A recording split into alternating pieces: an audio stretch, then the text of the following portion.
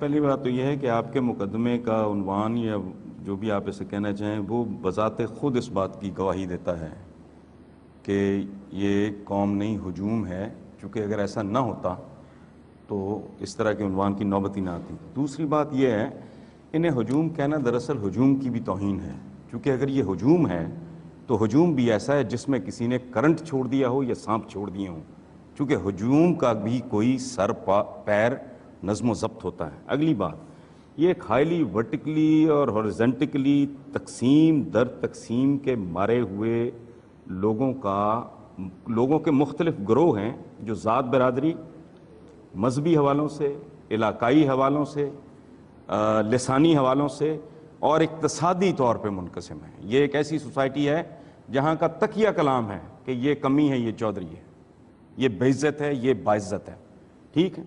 جو لوگ ایک گلی میں اکٹھے نہیں، جو اذان کے وقت پہ اکٹھے نہیں، میں کہتا ہوں میری اور ابرار کی یا شامی صاحب کی اذان میں اگر 5 منٹ کا فرق ہو تو دیٹس انڈرسٹینڈیبل، ایک وقت پہ آپ بول رہے ہیں، ٹھیک۔ جو رمضان کے چاند پہ اکٹھے نہیں، یہ ایک وحشت کا عالم ہے، اور میں دیانتداری سے سمجھتا ہوں کہ ان کو ہجوم کہنا، ہجوم تو بڑے بڑے خوبصورت ہوتے ہیں، یہ ہجوم بھی نہیں ہے، افتخار۔ اور اگلی اور آخری بات میں آپ سے عرض کروں، یہ جو دہشت گردی کے اسلام پہ Talibanisation, give it any name, جو کچھ ہو رہا ہے، کون کس کی گردنیں کاٹ رہا ہے؟ کراچی میں یہ قوم ہے، بلوچستان میں باہر نکالتے ہیں بسوں سے، آئی ڈی کارڈ دیکھ کے اندازہ ان کو ہو جاتا ہے یہ کہاں کا رہنے والا ہے، لائن میں کھڑا کر کے گولیاں مار دیتے ہیں۔ یہ ہجوم ہے کہ قوم ہے؟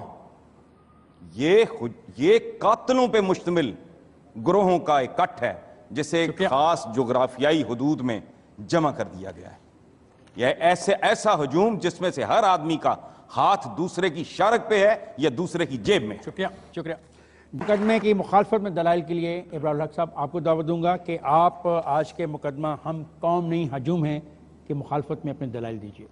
بسم اللہ الرحمن الرحیم۔ میں آغاز حضرت علامہ محمد اقبال صاحب کے ایک شعر سے کروں گا کہ نہیں ہے نا امید اقبال اپنی کشت ویراں سے، ذرا نم ہو تو یہ مٹی بڑی زرخیز ہے ساکی،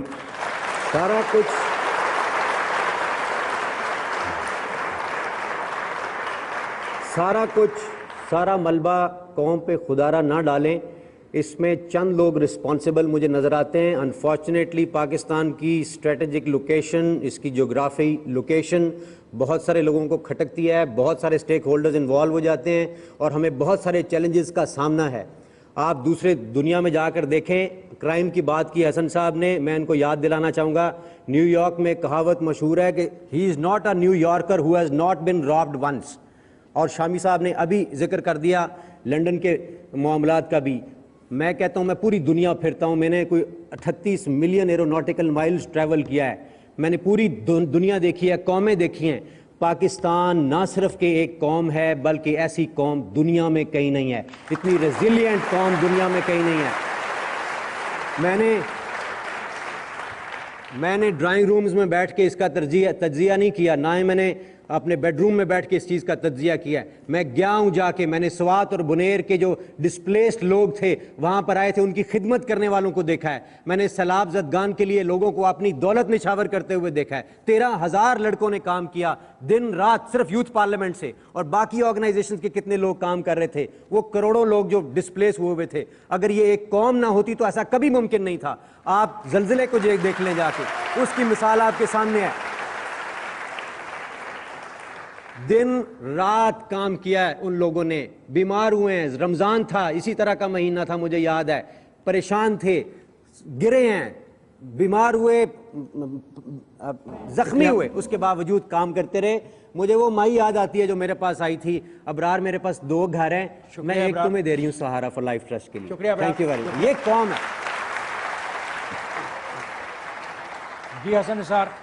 پرابلم یہ ہے کہ ایک خاص طرح کا سینٹیمنٹ اس سے کھیلنا، 2 چیزیں ہیں بہت بڑی لعنت، مذہب کو ایکسپلائٹ کرنا اور ملک کو اور لوگوں کو ایکسپلائٹ کرنا، ان کے جذبات سے سستے ترین طریقے سے کھیلنا۔ جو لوگ گردنیں رمضان میں اپنے مسلمان بھائیوں کی کاٹتے ہیں، جو اپنے بچوں کو ناپاک دودھ دیتے ہیں، 13 बॉटल्स डिफरेंट कंपनीज की चेक हुई हैं पिछले दिनों में, सारे प्रेस में था, सबका पानी गंदा और गलीज था। जो एक दूसरे की जेबें काटते हैं, जो एक दूसरे की गर्दनें काटते हैं, उनको ग्लैमराइज करना ये जराइम पेशा लोगों का काम है। मैं आपको यकीन दिलाता हूं, खुदा की कसम, रिस्क के हराम खा रहा है जिसे आप मजदूर कहते हैं, जो फुटपाथ पे चलने वाले के रास्ते को रोक के वहां अपनी छाबड़ी रख के रिस्क कमा रहा है, वो अपने बच्चों को हराम खिला रहा है, वो वोट इन नाबकार लोगों को देता है, कब्जा ग्रुपों को, चूंकि वो खुद एक छोटा कब्जा ग्रुप है। इस मुल्क में प्रैक्टिकली सूरत हाल ये है कि जिसकी जितनी चोंच है, जितना जिसका जबड़ा है, उसी हिसाब से वो एक दूसरे का मांस उतार रहा है। ये लोगों को एक्सप्लॉइट करते हैं, इस तरह की बात करते हैं। जरूरत इस बात की है कि लोगों को आईना दिखाया जाए।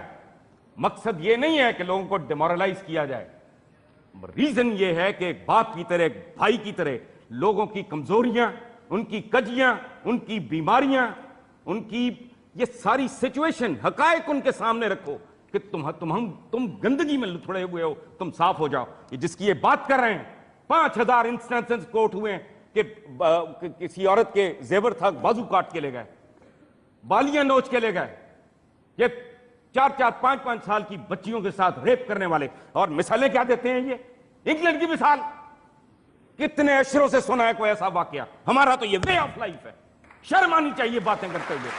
न्यूयॉर्क में जो रॉबरी हुआ, और तुम तो दिन रात, सुबह दोपहर शाम, तुम्हारे हुक्मरान, तुम एक दूसरे को रॉब कर रहे हो, लूट रहे हो, शर्म करो। मैं आपसे तेगों के साए में हम, कर्जों के साए में तुम पल के जमा हुए हो। ये कोट करते हैं विदाउट अंडरस्टैंडिंग। रऊफ इब्रार ने, और अबरार ने, भाई है मेरे बड़े प्यारे, उन्होंने बातें की हैं, हर तरफ अगर लगाया है, अगर नम हो, अगर लीडर मिल जाए, अगर सम। ओ भाई, पिछली कई सदियों से ये सारे अगर पूरे नहीं हो रहे, और लीडर मिल जाए तो तातारी भी बहुत बड़ी कौम बन जाते हैं। पूरी दुनिया को रोंद के रख दिया उन्होंने, सदियों हुकूमत की है, चंगेज खान जैसा। अगर वगर क्या है, लोग जो है पीपल्स पार्टी को लेकर आए हैं, जरदारी साहब को लेकर नहीं आए। अगर जर्नैल निकाल दें और कौम जर्नैलों को निकाले तब भी कौम जिम्मेदार, और अगर जर्नैलों को ना निकाले तब भी कौम का जिम्मेदार।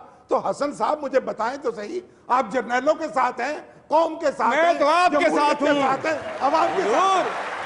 मैं तो आपकी सजीबो गरीब मंतक के साथ हूं कि कौम वापस किसको ले आई है, जो पंजाब में बैठा लोगों को है और जो मरकज में बैठा है। सुभान अल्लाह, उनको लाई है। इसी कौम को तो मैं खराज तहसीन पेश कर रहा हूं। और एक मिनट हसन, एक सेकंड, हम